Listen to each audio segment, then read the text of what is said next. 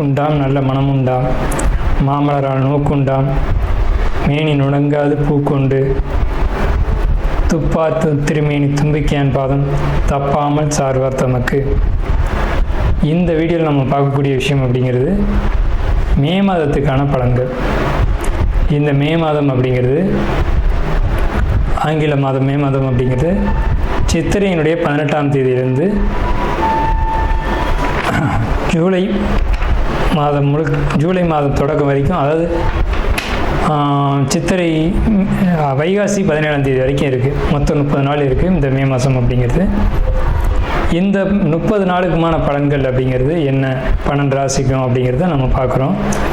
முதல்ல இந்த சித்திரையினுடைய விசேஷங்கள் என்ன அப்படிங்கிறத பார்ப்போம். சித்திரை மாதம் அப்படிங்கிறது சித்ரா பௌர்ணமி அப்படிங்கிறது ரொம்ப தவிர்க்க முடியாத ஒரு விஷயம். சித்ரா பௌர்ணமி அப்படிங்கிறது சித்திரை 17 அன்று வருது. சித்திரை 17 அப்படின்னு எடுத்துக்கிட்டிங்கன்னா சித்திரை 18 வரைக்குமே பௌர்ணமி இருக்கும். சித்திரை 18 தான் மே மாதத்தினுடைய முதல் நாள்.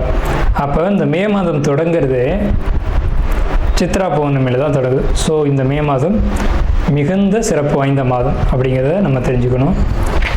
இந்த மாதத்தினுடைய கிரக நிலைகள் அப்படிங்கிறது ரொம்ப ரொம்ப ரொம்ப விசேஷமாக இருக்குது. என்ன விசேஷமாக இருக்குது அப்படின்னு கேட்டிங்கன்னா, மேஷத்தில் வழக்கம் போல் எல்லா சித்திரை மாதத்திலும் சூரியன் உச்சமாக தான் இருப்பார். ஆனால் இந்த வருடம் மட்டும் செவ்வாய் ஆட்சி பலம் கொண்டு அதே வீட்டில் இருக்கார். அதே மாதிரி ரிஷபத்தில் புதனும் சுக்கிரனும் 2 நட்பு கிரகங்களும் இணைஞ்சு ஒரு அற்புதமான ஒரு நிலையில், சிம்மத்தில் கேது, அடுத்த நிலையில் பார்த்திங்கன்னா மிதுனத்தில் குரு, அவர் இந்த மாதத்தில் கடகத்தை நோக்கி பயணிப்பார். அதே மாதிரி கும்பத்தில் ராகு, மீனத்தில் சனி. இந்த மாதிரியான விசேஷம் கொண்ட ஒரு கிரக அமைப்புகள் இந்த மே மாதத்தில் அமைஞ்சிருக்குது அப்படிங்கிறது 12 ராசிக்குமே ரொம்ப ரொம்ப ரொம்ப சிறப்பான பலன்களை கொடுக்க இருக்குது. என்ன அப்படின்னு கேட்டிங்கன்னா, 2 சுப கிரகங்கள் அதாவது ஒரு சுப ராசியில், ரிஷபம் அப்படின்றது விசேஷமான ராசி, அங்கே புதனும் சுக்கிரனும் இணைஞ்ச மாதிரி ஒரு மாதம் பிறக்குது அப்படின்னாலே அது விசேஷம்தான். சரி, என்ன மாதிரியான நல்ல பலன்கள் நடக்கும் அப்படிங்கிறத நம்ம பார்ப்போம். இந்த சித்ரா பௌர்ணமியினுடைய விசேஷங்கள் என்ன அப்படின்னு பார்த்தீங்கன்னா, சித்ரா பௌர்ணமி அன்னைக்கு தான் சித்திரகுப்தனுடைய வழிபாடு நடக்கும். சித்திரகுப்தன் அப்படிங்கிறது யாருன்னு கேட்டிங்கன்னா, யமனுடைய பிஏ, அதாவது அசிஸ்டண்ட்.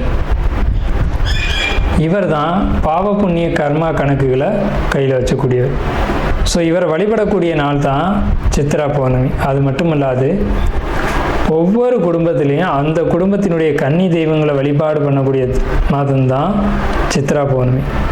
சித்ரா பௌர்ணமி என்று விசேஷமாக அவங்கவுங்க குடும்பத்தில் கன்னி தெய்வங்களை எடுத்து வழிபாடு பண்ணுவாங்க. நம்ம வேணால் கன்னி தெய்வங்களுடைய வழிபாடு எப்படி அப்படிங்கிறத ஒரு தனி வீடியோவை கூட கொடுப்போம். ஸோ கன்னி தெய்வ வழிபாடு அப்படிங்கிறது ரொம்ப விசேஷமானதும் கூட, முக்கியத்துவம் வாய்ந்ததும் கூட. இதில் சித்திரகுப்தனுடைய வழிபாடு ரொம்ப ஒரு அவசியமான விஷயம். அதே மாதிரி திருவண்ணாமலை கிரிவலம், அவரவருடைய குலதெய்வ வழிபாடு. இதில் ரொம்ப குறிப்பிட்டு பேசணும் அப்படின்னா அன்னதானம் கொடுக்கறது. இந்த சித்திரை மாதத்தினுடைய ஒரு உக்கிரமான காலகட்டத்தில் அன்னதானம் கொடுக்கறத காட்டிலும் நீர்மோர் கொடுக்கறது, தாகத்துக்கு தண்ணீர் கொடுக்கறது, இதெல்லாம் ரொம்ப ரொம்ப விசேஷம். ஸோ அவங்க வயிறு குளிர்றது போல், மனம் குளிர்றது போல் உங்களுக்கு கர்மா தீர்க்கப்படும் அப்படிங்கிறது முக்கியமான விசேஷம். ஸோ இது முக்கியமான விஷயம். அதே மாதிரி இந்த சித்திரை மாதத்தில் கத்திரி வெயில் அப்படிங்கிறது மே மாதம் 4ஆம் தேதி அன்னைக்கு மே 28 வரைக்கும் இருக்கும். இந்த 25 நாட்களும் மக்கள் அதிகப்படியாக யாரும் வெளியில் வராமலும் சில விஷயங்களை தவிர்த்துக்கவும் வேணும். தனுசு ராசி அன்பர்களை பொறுத்த வரைக்கும் மே மாதம் அற்புதமான ஒரு மாதம். உங்களுக்கு தொழில் செய்யக்கூடியவங்களுக்கு லாபம் மிகுதியாக இருக்கும். குறிப்பாக தொழில்னு பார்க்கும்போது பத்திரம், எழுத்து, டாக்குமெண்ட், இது சம்மந்தப்பட்ட துறையில் இருக்கக்கூடிய, இது சம்மந்தமான தொழில் செய்யக்கூடியவங்களுக்கு லாபம் ரொம்ப அபரிதமாக இருக்கும். அதே மாதிரி பார்த்துக்கிட்டிங்க அப்படின்னா உங்களுக்கு முயற்சிகள் எல்லாமே வெற்றி அடையும். உங்களுடைய சிந்தனையில் ஒரு தெளிவு இருக்கும். எதை சிந்திச்சிங்க அப்படின்னாலும் அதில் ஒரு நுட்பத்தோடு தெளிவாக சிந்திப்பீங்க. ஆலய பயணங்கள் போயிட்டு வர்றது ரொம்ப ஒரு நல்ல விஷயமா இருக்கும். வண்டி வாகனங்களில் போகிறது பொறுத்த வரைக்கும் ரொம்ப கவனமாக இருக்கணும். அந்த வண்டி வாகனங்களுக்கான டாக்குமெண்ட் கரெக்டாக வச்சுக்கணும். அதே போல் உங்களுக்கு வந்துட்டு வீடு சொத்து இந்த மாதிரி வாங்கக்கூடிய எண்ணங்கள் வரும், வாங்குவீங்க. அல்லது காலி நிலமாவது வாங்குவீங்க. அந்த மாதிரி வாங்கும்போது அந்த டாக்குமெண்ட்டில் எல்லாம் கரெக்டாக இருக்கா அப்படின்னு பார்த்து வாங்கணும். வாங்கக்கூடிய யோகா அமைப்பு உண்டு. மனசுக்கு சந்தோஷமான நிகழ்வு நடக்கும். அதே மாதிரி வீடு கட்டக்கூடிய ஒரு யோகா அமைப்பு இதெல்லாம் நிச்சயமாக உண்டு. தந்தை வழி சொத்து அணுகக்கூடிய யோகம் உண்டு. தந்தை வழி சொத்து வந்து உங்கள் கைக்கு கிடைக்கக்கூடிய காலகட்டம். அப்படியே வந்து தந்தை வழி சொத்துக்கள் கிடைக்கக்கூடிய காலகட்டம். தந்தை வழி சொத்துக்கள் கிடைக்கிறதுல இது நாள் வரைக்கும் உங்களுக்கு வந்து சில சட்ட சிக்கல்கள் இருந்தது. இன்னும் உண்மைதான், அந்த சட்ட சிக்கல்கள் முடிவுக்கு வருது. ஸோ முடிவுக்கு வரக்கூடிய காலகட்டம் வந்தாச்சு. அந்த சொத்தை நீங்கள் அணுகக்கூடிய காலகட்டம் அப்படின்றது இந்த மே மாதம் தான். இவ்வளோ நாள் இருந்த பிரச்சனை எப்படி சார் மே மாதத்தில் சரியாகும்னா, மே மாதத்தில் நிச்சயமாக சரியாகும். ஸோ உடல் ரீதியான விஷயங்களில் நீங்கள் ரொம்ப எச்சரிக்கையாக இருக்கணும். உடலில் நரம்பு, ஸ்கின்னு, தோல் இந்த மாதிரியான விஷயங்களில் எச்சரிக்கையோடு இருக்கணும். முதுகெலும்பு, ஜவ்வு இந்த மாதிரி இடங்களையும் நீங்கள் எச்சரிக்கையாக இருக்கணும் அப்படிங்கிற ஒரு அமைப்பு வந்து உங்களுக்கு உண்டு. அதே மாதிரி அரசியல், அரசாங்கம், அரசியல் பிரபலங்களை பொறுத்த வரைக்கும் இந்த மே மாதத்தில் எச்சரிக்கைகள் தேவை. எல்லா பிரச்சனைக்குமான தீர்வு அப்படிங்கிறது ஆன்மீக ஈடுபாடு தான். பணம் சம்மந்தப்பட்ட விஷயங்களில் யாரையும் நம்ப வேணாம். ஆபரணங்களை பொறுத்த வரைக்கும் யாருக்கும் நம்பி நீங்கள் கொடுக்க வேணாம். அதே மாதிரி நீங்கள் கழுத்துலேயோ கையிலையோ அணிஞ்சிக்கிற நகைகளை பொறுத்த வரைக்கும் ரொம்ப எச்சரிக்கை தேவை. ஒரு சிலர் வந்து என்ன பண்ணுவாங்கன்னா, மோதிரங்கள்லாம் வந்துட்டு கையில் போட்டிருப்பாங்க. ஆனால் அது வந்து போட்டிருக்கணும் அப்படின்ற ஒரு ஆடம்பரத்துக்காக போட்டிருப்பாங்க. அந்த ஆபரணங்களுக்கும் இவங்களுக்கும் சம்மந்தமே இருக்காது, ஆனால் போட்டிருப்பாங்க.